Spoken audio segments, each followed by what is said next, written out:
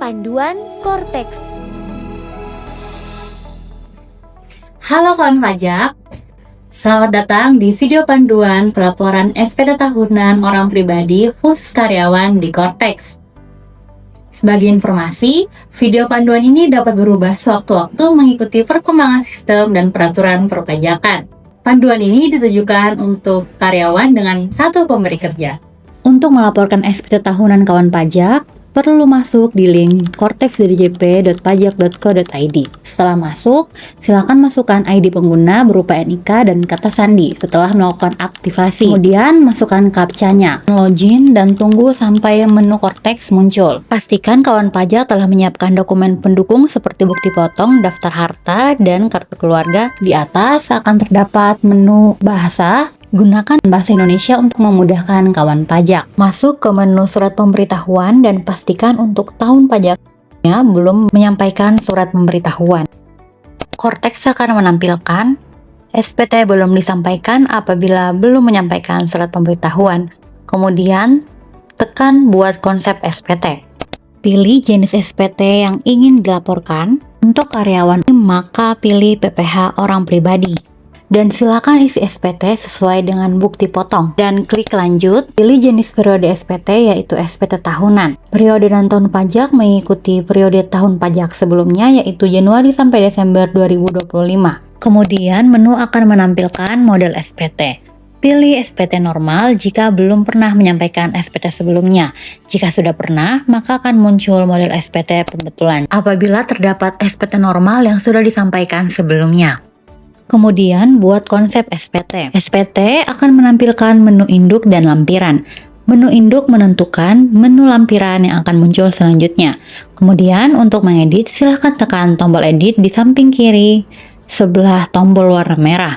Di sini dapat terlihat rangkuman SPT yaitu tanggal pembuatan SPT, masa pajak, dan jenis SPT. Laman Korteks akan membawa kawan pajak ke menu induk pertama kali. Bagian header akan terisi otomatis kecuali bagian sumber penghasilan dan metode pembukuan atau pencatatan. Identitas wajib pajak pun akan terisi otomatis berdasarkan profil wajib pajak di Korteks. Bagi kawan pajak yang memiliki sumber penghasilan, silakan mengisi pilihan. Pilihan harus diisi minimal 1. Apabila terdapat 2 pekerjaan, bisa dipilih dua-duanya.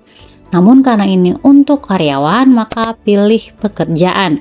Kemudian untuk metode pembukuan, silahkan pilih pencatatan. Untuk karyawan dengan 1 pemberi kerja, terdapat 11 bagian di formulir induk, yaitu identitas wajib pajak, ikhtisar penghasilan neto, perhitungan pajak terutang, kredit pajak, PPh kurang atau lebih bayar, pembetulan, permohonan pengembalian PPh lebih bayar, angsuran PPh 25, pernyataan, lampiran, tambahan, dan pernyataan.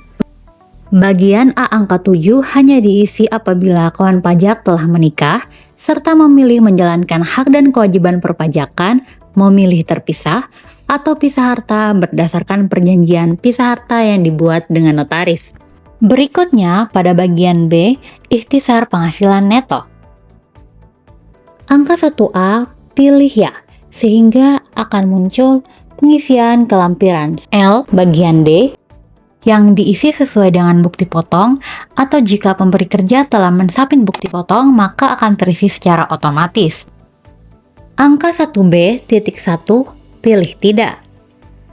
1C, pilih tidak. 1D, pilih tidak apabila tidak memiliki penghasilan dalam negeri lainnya dan menerima penghasilan dari luar negeri. Selanjutnya, pada bagian C, perhitungan pajak terutang. Angka 2 akan terisi otomatis berdasarkan penjumlahan 1A, 1B, 1C, dan 1D. Angka 3, pilih tidak. Angka 4 terisi otomatis berdasarkan perhitungan 2 dan 3. Silahkan isi penghasilan tidak kena pajak sesuai dengan jumlah tanggungan atau pasangan kawin. Penghasilan kena pajak dan PPh terutang akan terisi secara otomatis. Angka 8 pilih tidak dan angka 9 akan terisi secara otomatis berdasarkan sistem. Bagian D, kredit pajak. Angka 10A pilih ya. Bagian 10B dan 10C angsuran dan STP PPh pasal 25 dapat dilewati. 10D pilih tidak. Karena pada panduan ini kawan pajak hanya menerima penghasilan dari 1 pemberi kerja. PPh kurang atau lebih bayar. Angka 11A merupakan perhitungan oleh sistem dari bagian sebelumnya. 11B dan C terisi otomatis. Pembetulan dan permohonan pengembalian PPh dilewati. Bagian H angsuran PPh pasal 25 tahun pajak berikutnya, bagian A, B, dan C pilih tidak. I. Pernyataan transaksi lainnya. Angka 14A akan menampilkan nilai harta dari SPT tahun pajak sebelumnya atau pengisian lampiran. 14B pilih ya. Silakan isi utang di lampiran L1. Angka 14C isi ya jika memilih penghasilan final seperti penghasilan istri dari satu pemberi kerja dengan NPP gabung atau semisal ada hadiah undian atau penghasilan final lainnya. Silakan isi lampiran L2 untuk penghasilan yang bersifat final. 14D dan G pilih tidak. Angka 14E, F, dan H dapat dilewati. Bagian J lampiran tambahan. A, B, C dapat dilewati. Pengisian halaman induk telah selesai. Mari lanjut ke lampiran. Lampiran L1 akan muncul otomatis yang berisi harta akhir tahun pajak. B. Utang. C. Daftar anggota keluarga yang menjadi tanggungan. D. Penghasilan neto dalam negeri dari pekerjaan. E. Daftar bukti potong. Daftar harta akan terisi secara otomatis berdasarkan SPT tahunan PPh sebelumnya. Silakan kawan pajak mengubah untuk melengkapi data harta sesuai yang dimiliki atau dikuasai pada akhir tahun pajak, atau menghapusnya jika sudah tidak dimiliki atau dikuasai lagi. Wajib mengisi minimal satu daftar harta. Selain secara manual, kawan pajak dapat mengisi daftar harta dengan metode impor data. Template impor data dapat kawan pajak unduh dari laman www.pajak.go.id/cortex. Silakan mengisi kas berdasarkan data sebenarnya dan melengkapi isian data yang diminta. Simpan dan data akan tersimpan otomatis. Lakukan hal yang sama pada bagian piutang, investasi sekuritas, harta bergerak, dan sebagainya. Di panduan ini akan diisi bagian harta bergerak. Klik tambah, pilih tipe harta bergerak. Di sini ada list bis, angkutan jalan, kapal, mobil, sepeda motor, mesin, bahkan gerobak.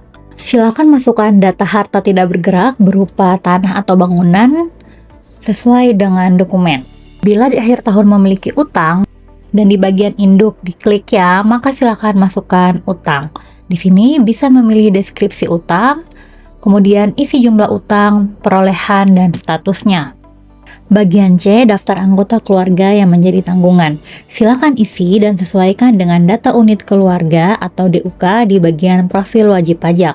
Ketika ingin menambahkan tanggungan, usahakan dilakukan sebelum akhir tahun berakhir. Hal ini agar pada saat awal tahun data unit keluarga telah berubah dan menjadi tanggungan. Daftar unit keluarga akan diperhitungkan dalam perhitungan penghasilan tidak kena pajak atau dikenal dengan PTKP dengan maksimal 3 tanggungan. Apabila di sistem Cortex telah terisi di daftar unit keluarga, maka bagian ini akan terisi secara otomatis. Selanjutnya, bagian penghasilan neto dalam negeri dari pekerjaan dan daftar bukti pemotong PPh. Bagian ini akan terisi otomatis berdasarkan bukti potong yang telah diterbitkan oleh pemberi kerja. Pengisian lampiran sudah selesai. Silahkan kawan pajak kembali ke halaman induk untuk mensubmit SPT tahunan orang pribadi. Sebelum submit, pastikan data yang muncul telah sesuai dengan keadaan yang sebenarnya. Klik bayar dan lapor. Akan muncul kode otorisasi DJP sebagai tanda tangan dokumen secara digital.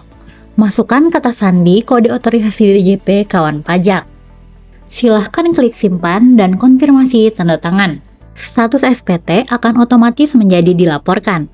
SPT yang telah berhasil dilaporkan akan muncul di menu SPT dilaporkan.